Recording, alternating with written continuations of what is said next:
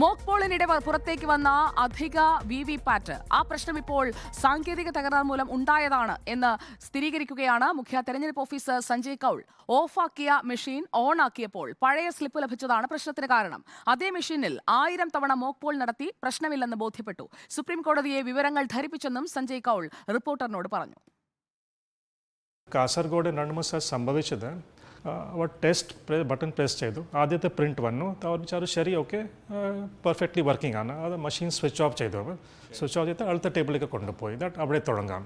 പക്ഷെ അവർ power on ചെയ്ത സമയത്ത് പഴയ പെൻഡിങ് ലിസ്റ്റ് അത് വീണ്ടും വന്നു. അതിനുശേഷം സെയിം മെഷീന് 1000 മോക്ക് പോൾസ് അവർ ചെയ്തു political parties. It is perfect. പൂനാറിൽ നമ്മൾ കേട്ടു, പൂനാർ സെയിം സംഭവിച്ചു. സോ ഇങ്ങനെ ഒരു സംഭവിച്ചു നമുക്ക് കൊടുത്തു. സുപ്രീം കോടതി സാറ്റിസ്ഫൈഡ്, കൺവിൻസ്ഡ്. ഓക്കെ, ആദിൽ പാലോടാണ് മുഖ്യ തെരഞ്ഞെടുപ്പ് ഓഫീസറോട് സംസാരിച്ചത്. Adil, very good morning. Sanjay Kaul പറയുന്നതനുസരിച്ച് മോക്ക് പോളിനിടയിൽ ഉണ്ടായ പ്രശ്നം അതൊരു സാങ്കേതിക തകരാർ മൂലം ഉണ്ടായതാണ്. മെഷീൻ കൊണ്ടുവരുന്നു, അതിനുള്ളിൽ നേരത്തെ ടെസ്റ്റിന്റെ സമയത്തുണ്ടായിരുന്ന സ്ലിപ്പ് മോക്ക് പോളിനിടെ പുറത്തേക്ക് വരുന്നു. കോടതിയിലും ധരിപ്പിച്ചത് സമാനമായ കാര്യമാണ്. നമ്മളുടെ ചോദ്യങ്ങൾക്ക് അദ്ദേഹം നൽകിയ വിശദീകരണം എങ്ങനെയാണ് ആദിൽ?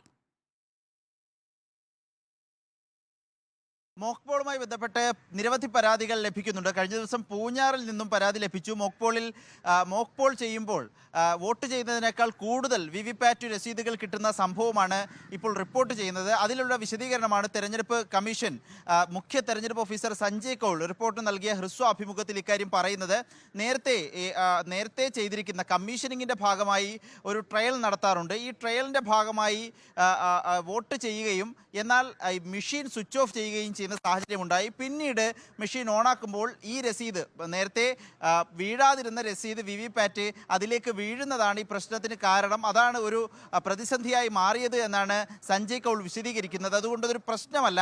മാത്രമല്ല, ആ മെഷീൻ വെച്ച് തന്നെ പൊളിറ്റിക്കൽ പാർട്ടികളുടെ തന്നെ സാന്നിധ്യത്തിൽ 1000 തവണ മോക്ക് പോൾ നടത്തി. പക്ഷേ ഒരു പ്രശ്നവുമില്ല. ആ ഒരു മെഷീൻ്റെ കംപ്ലൈൻറ്റോ മെഷീൻ മാറ്റേണ്ട സാഹചര്യമോ ഇല്ല എന്നാണ് തെരഞ്ഞെടുപ്പ് കമ്മീഷൻ അറിയിക്കുന്നത്. ഒപ്പം തന്നെ സുപ്രീം കോടതിയിൽ പ്രശാന്ത് ഭൂഷൺ, ഇത് സുപ്രീം കോടതിയെ കയറിയ വിഷയമാണ് ഈ കേരളത്തിൽ നടന്നത് എന്ന് ഓർക്കുക.